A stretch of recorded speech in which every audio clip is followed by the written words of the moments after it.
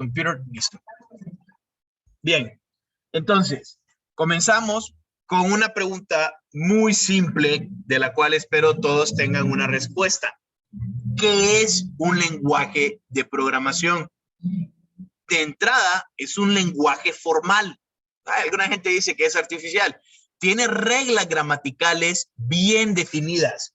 No es que porque no me gusta una letra la voy a cambiar o porque lo voy a hacer más cool o porque lo quiero abreviar. No, tiene reglas gramaticales bien definidas que o lo escribimos como tiene que ser o definitivamente no nos podremos comunicar en ese lenguaje.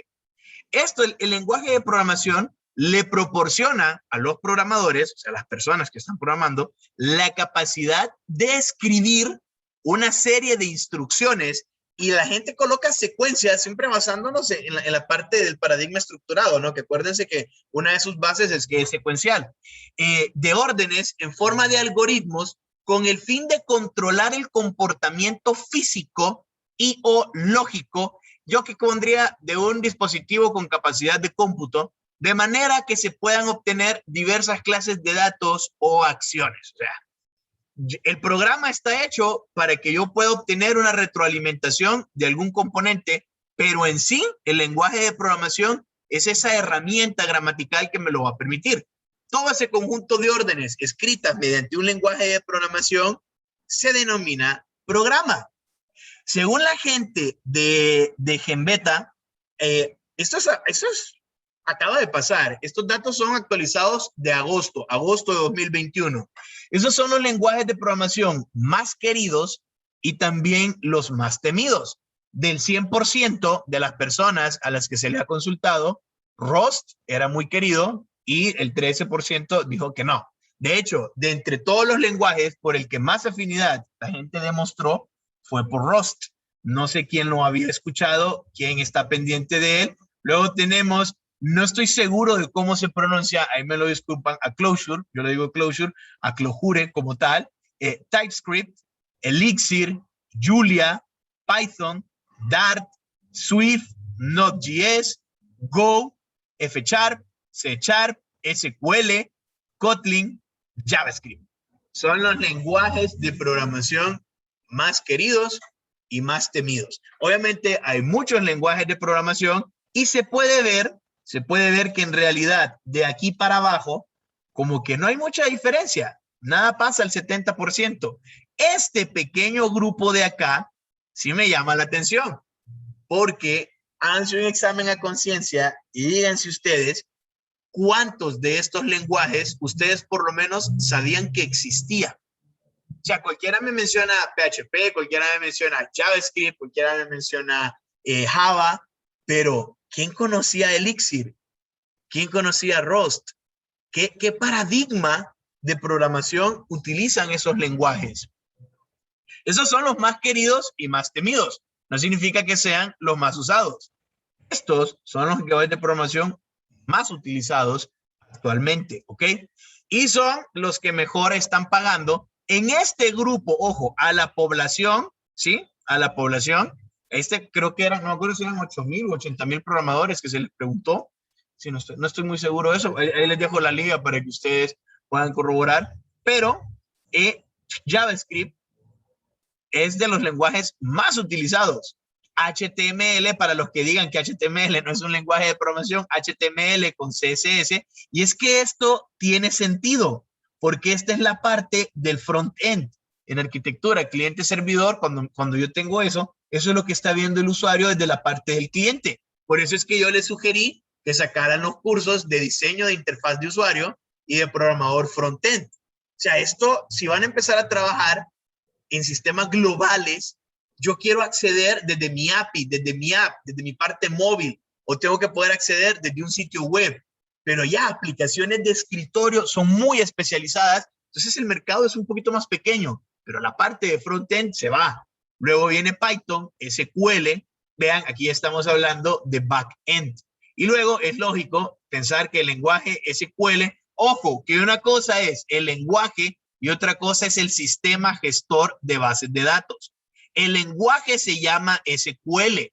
Sistemas gestores puede ser SQL Server, MariaDB, PostgreSQL, MySQL, o sea, ya una cuestión es el lenguaje y otra cosa es el sistema gestor. Entonces, yo puedo ver acá que esta gente es programación web. Luego tenemos programaciones para dispositivos móviles. A mí me late que esta parte, o sea, no estamos en páginas JSP, no estamos hablando de Java Beans, no estamos hablando de la parte web, sino que para mí, que estas ya sí son aplicaciones de escritorio, uno que otro módulo de la máquina virtual, quizás algo de Internet de las cosas por ahí, pero volvemos a lo mismo. Ahora, estos señores, es increíble que cómo pasan los años y todavía sigue saliendo. O sea, de verdad, yo soy muy partidario de que la gente tiene que aprender con C++. De ahí se le facilita muchísimo migrar a otros lenguajes, quizás porque así me enseñaron a mí, pero la verdad es que, bueno, yo aprendí en realidad con Pascal y después de Pascal pasé a C y C++, wow, me encantó. Ahora, ¿cuáles son los mejores pagados? Estos son cifras por año, ¿ok?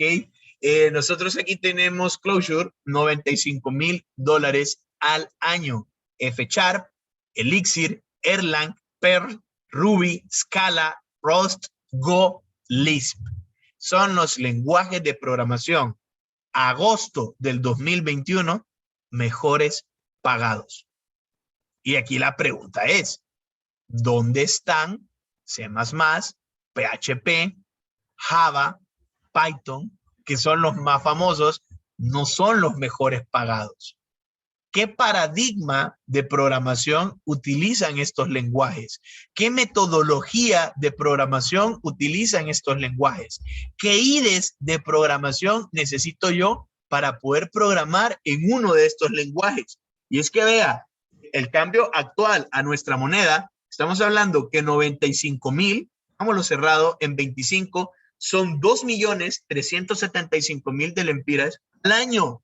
Eso lo divido entre 12, es un sueldo de 197,900 mensual. Un diputado en este país gana 150,000 lempiras como sueldo base. De ahí tiene otras cosas, también tiene un fondo para una ONG y lo que hagan con ese dinero, pues no voy a entrar en detalles, pero imagínense cuánto tiene usted que trabajar o dónde tiene usted que trabajar para poder ostentar un sueldo mensual de este tipo. El que menos gana, que es Lisp, que es interesante porque los demás son dialectos de Lisp, 75,669 entre 12 y lo multiplico por 25.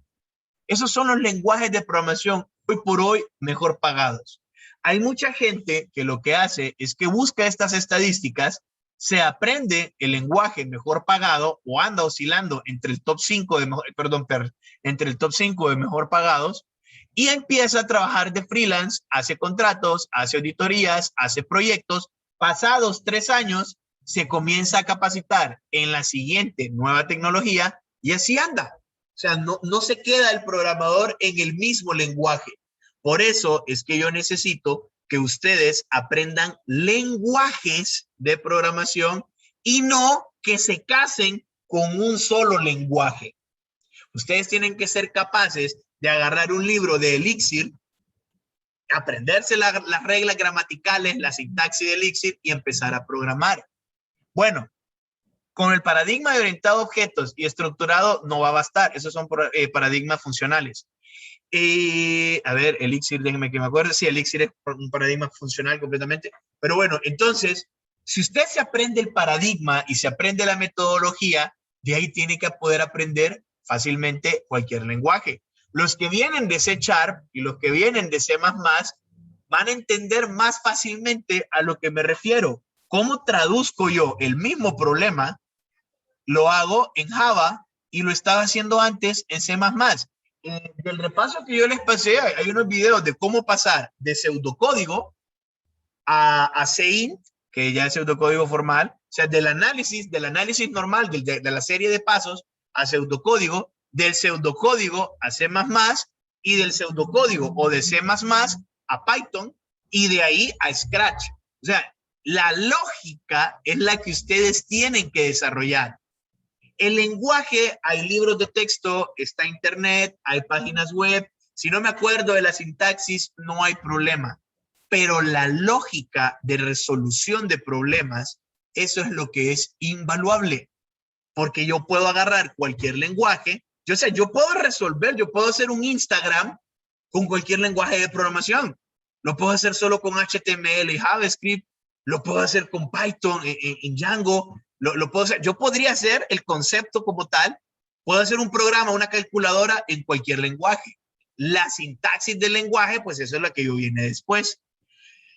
Scala es multiparadigma, funcional orientado a objetos. Clojure es funcional, es un dialecto directo de Lisp, es funcional y es concurrente además. Go es compilado, es concurrente, es imperativo y estructurado. Erlang es multiparadigma. Objective-C es programación orientada a objetos. Kotlin es programación orientada a objetos. WebAssembly, que no lo vimos ya, o sea, WebAssembly creo que ya no se está usando tanto. No lo aseguraría, creo, tendría que corroborar. Es el lenguaje a bajo nivel. Ya, pucha, ya eso es casi lenguaje máquina. Rust se basa en C y en C++. F# es funcional. Elixir es funcional. Entonces, ustedes deberían de manejar el paradigma de programación orientada a objetos y empezar a estudiar programación funcional. La manera en la que se aborda la solución es muy diferente. Los que ya tuvieron la experiencia de hacer un programa en programación estructurada y luego pasar ese programa a programación orientada a objetos, identificando las clases, los atributos, los métodos, quién va a heredar de quién, cómo voy a implementar el polimorfismo, pueden darse cuenta que sí, hay una diferencia sustancial de tratar algo, pensar en la solución como una serie de pasos secuenciales o pensar una solución como un conjunto de objetos interrelacionados entre sí. No digamos ahora pensarlo como funciones matemáticas, donde una está recibiendo parámetros de otra, que los parámetros de la función es otra función, la manera en que se plantea, que aquí no estoy en las clases como tal, no estoy en los objetos como tal, son funciones, es programación funcional. Y ojo, que es programación funcional basado en objetos, estoy utilizando objetos, o sea, ya las líneas están casi desapareciendo, pero siempre hay diferencias muy marcadas. Esto siempre me va a gustar. Por cierto, Clojure es Lisp sobre Java. ¿Se acuerdan de Groovy y de Kotlin que me permite el IDE? Bueno, es lenguaje funcional, pero corre sobre Java. Erlang también, y bueno, se mencionó que es concurrente. Sí, bien. Esto yo ya lo he mencionado antes, quien ya ha recibido clase conmigo ya lo ha visto, ya lo identifica, pero la verdad es que tengo que mencionarlo siempre. En el estudio y propuesta metodológica para enseñanza-aprendizaje de programación informática en educación superior, que es un artículo de una investigación que hicieron Molina y Zurieta y otras personas, ellos mencionan este párrafo que les digo, a mí siempre me ha gustado y la verdad es que yo considero que nunca va a perder validez, especialmente en ámbitos académicos. Yo siempre lo voy a mencionar, definitivamente. Ellos dicen lo siguiente: el aprendizaje de un lenguaje de programación puede no ser una tarea sencilla. Cualquiera piensa que ustedes van a venir, van a comprar un libro de Python, por ejemplo, y van a empezar a aprender Python con el libro. ¿Cuál es el problema de que ustedes hagan esto?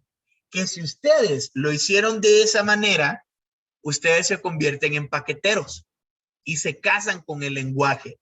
Sí, usted sabe Python y usted puede resolver las cosas en Python, pero Python se deja de utilizar y ¿usted qué hace? La curva de aprendizaje, de aprender un nuevo nivel, un nuevo lenguaje de programación, ella es mayor porque usted se acostumbró al lenguaje de programación como tal. Entonces, no es una tarea tan sencilla. ¿Por qué? Porque para poder obtener la información de la mejor manera posible, o sea, es una metodología enseñanza-aprendizaje. Implica el razonamiento del paradigma de programación en el que ese lenguaje se está enmarcando. O sea, voy a aprender C++, pero voy a aprender C++ orientado a objetos o voy a aprender C++ como programación estructurada. De entrada, procesos, salida, segmentación, las librerías. O voy a comenzar, estas son mis clases, estos objetos, o sea, ya desde ahí. Si yo solo comienzo a agarrar un libro y me voy a la parte estructurada y me pierdo del paradigma, ya voy muy mal. Tengo que comprender la sintaxis del lenguaje. Hay valor agregado si ustedes hablan inglés por lo menos nivel A2, les va a ir muy bien porque los lenguajes son anglosajones, o sea, son vocablos anglosajones. Tienen que tener una lógica de programación correcta. Y esto es lo que falla la mayoría, la lógica de la programación. No me interesa el paradigma, no me interesa el lenguaje, me interesa la solución, me interesan los pasos, me interesa la división atómica de cosas que yo tengo que hacer para poder satisfacer una solución y resolver un problema. Y hay lógica, definitivamente, que se tiene que trabajar. El sentido común es el menos común de todos los sentidos. Y ustedes van a ver un montón de memes. De hecho, no recuerdo el nombre de este chico, no sé si es africano, no sé de dónde sea, no sé si es asiático, no sé si es francés, que siempre hace notar lo absurdo que es las soluciones que agarran unas personas cuando las cosas son más simples. Pero es que parece mentira. Cuando uno está metido en el problema, le da vueltas y le da vueltas y le da vueltas y la cabeza no le da para ver la solución más.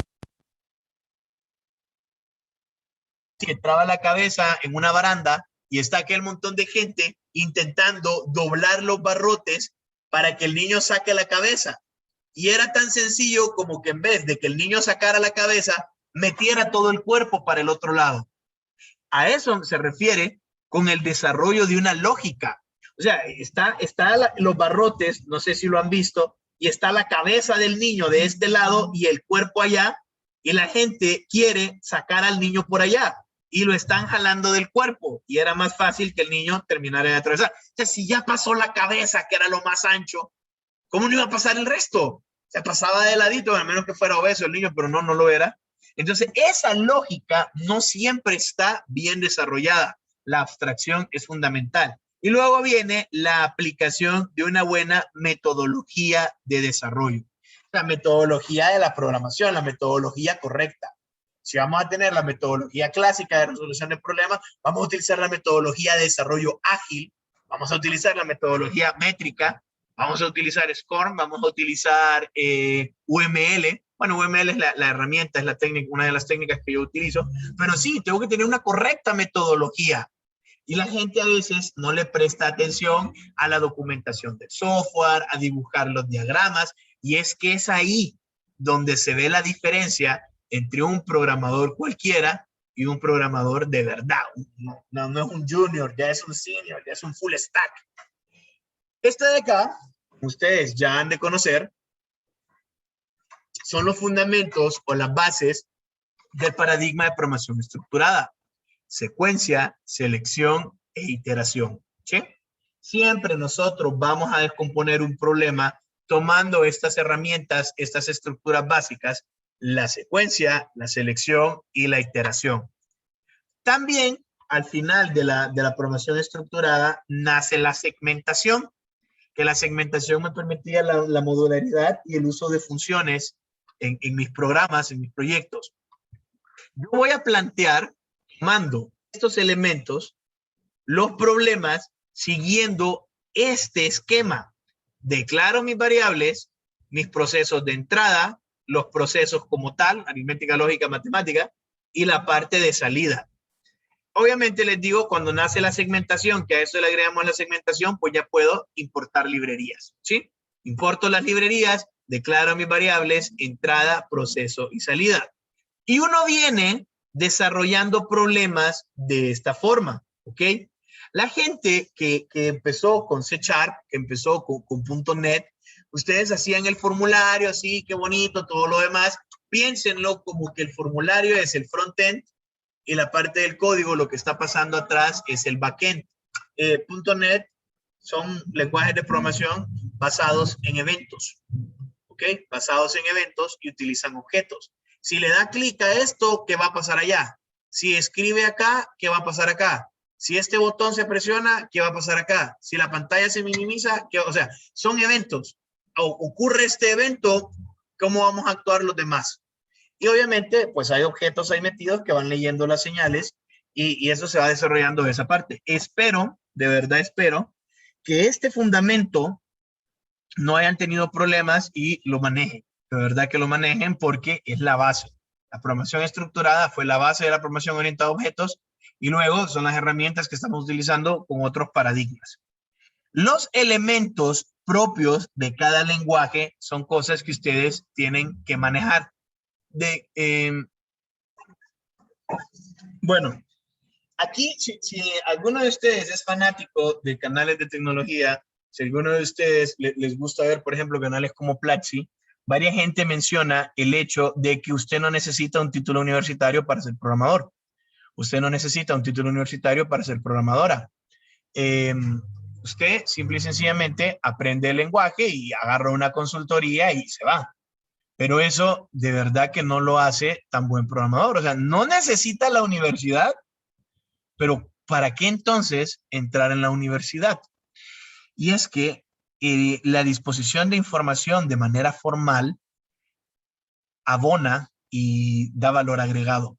Sí, ustedes pueden venir, comprar en Coursera, comprar en edX, comprar en cualquier lugar, comprar en Platzi, un curso de programación orientado a objetos, lo hacen con Java, lo hacen con Python.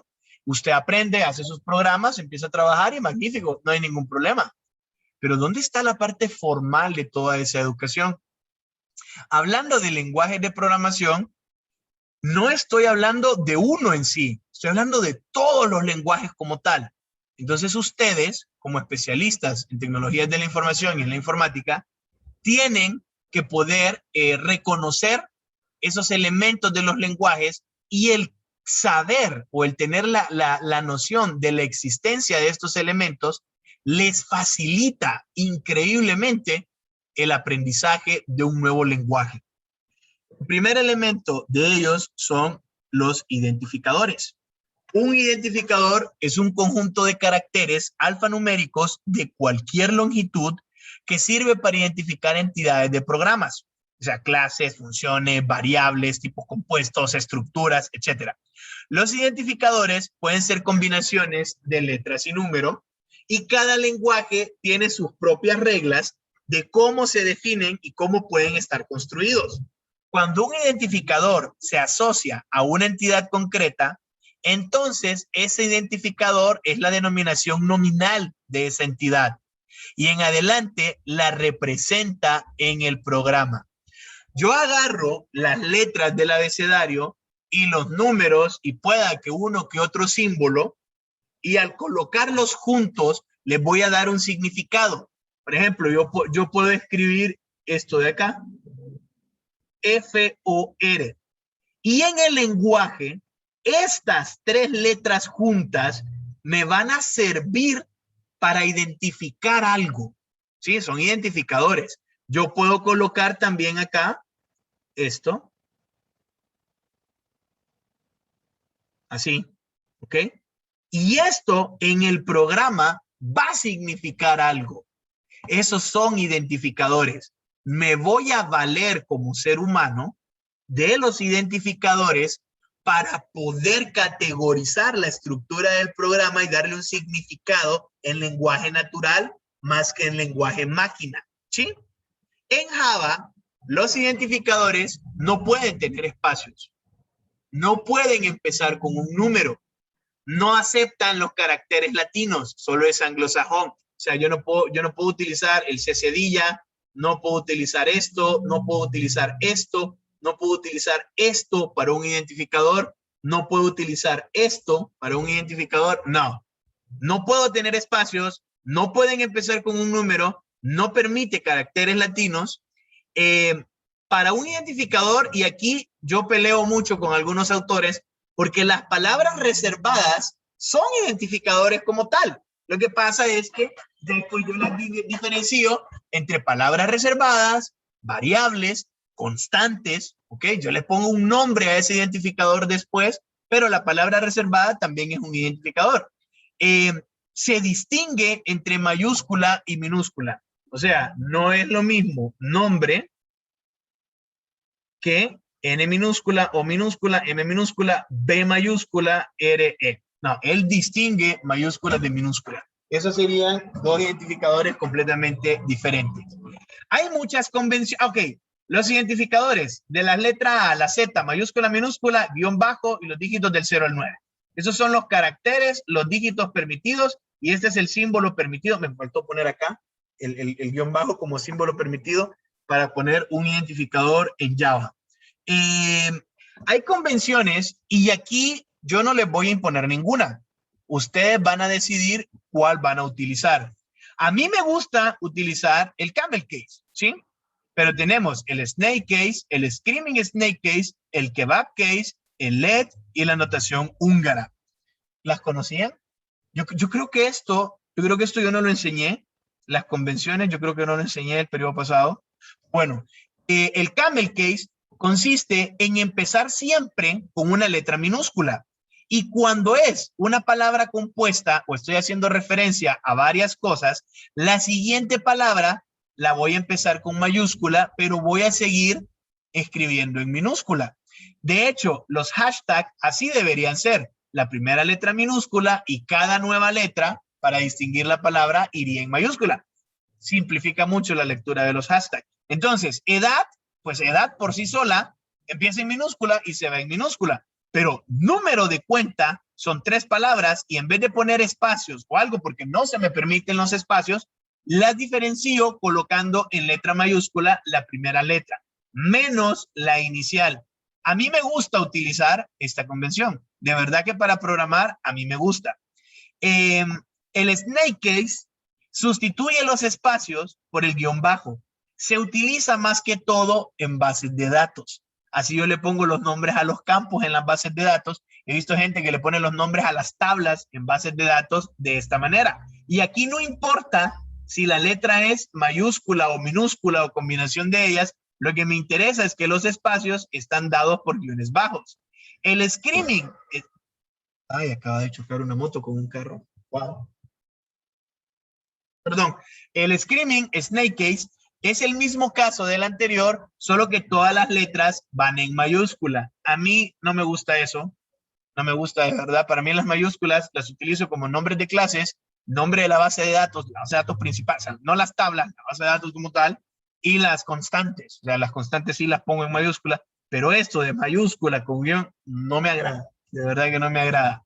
El kebab case, los que han comido kebab, está la carne, son pinchos, al final son pinchos. En vez de utilizar el guión bajo, utilizo el guión medio y pues no me importa si es mayúscula o es minúscula, lo que me va a interesar es que los espacios están puestos de esa manera.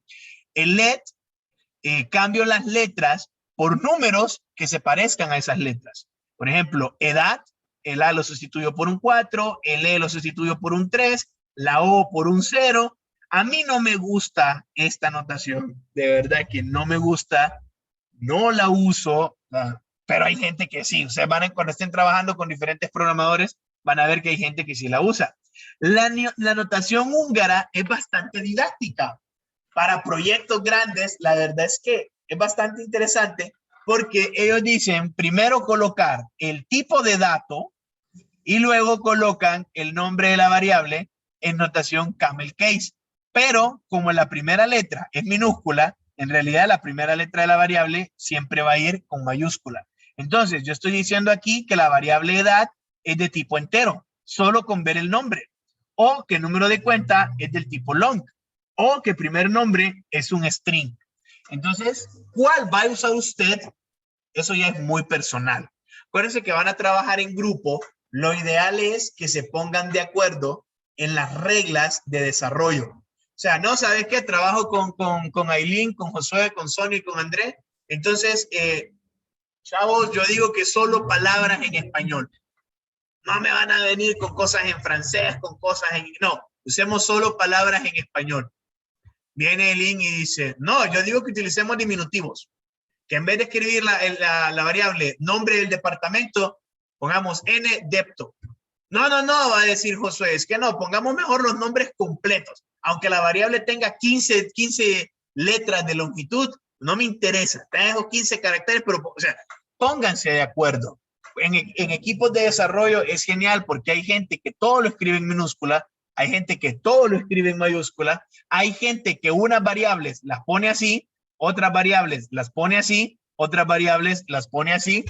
El código al final la gente no lo ve, es lo que está atrás. Pero les digo, para trabajar con otras personas, son el tipo de cosas que suman y ahorran tiempo y la verdad da mayor comodidad. Uno siente que es un poquito más cómodo estar trabajando de esta manera. Palabras reservadas. Identificadores predefinidos, como ya son predefinidos, el lenguaje los ha reservado. O sea, esto es mío. Yo como lenguaje lo utilizo para algo. Ni se le ocurra utilizarlo a usted. Llamemos las cosas por su nombre. Entonces, son identificadores que tienen significados especiales y no los puedo utilizar yo para otra cosa. Esas son las palabras reservadas que tiene Java. O sea, esa tabla que ustedes están viendo es la tabla de palabras reservadas que tiene el lenguaje de programación Java. Hubo una actualización donde ahora se agregaron y tenemos en total 61 palabras clave, ¿ok? Estas palabras se combinan con la sintaxis de operadores y separadores para formar el lenguaje como tal, que son cosas que vamos a ir viendo. Las palabras clave ya sabemos que no las puedo usar como nombres de variables, constantes, clases, métodos. Métodos son funciones miembro. Acuérdense que como estamos aquí en orientación objeto, no le van a decir procedimiento y función, me van a decir método. Si usted no lo sabía, póngame atención y vaya familiarizándose con eso. Las excepciones a esta regla son las nuevas palabras que tiene contexto sensitivo, que las añade el JDK 9. Entonces, estas son nuevas palabras reservadas. To, requires, module, with, provides, exports, open, uses, transit. Tengo estas palabras y voy a agregar estas palabras reservadas. Son las 9:51. Voy a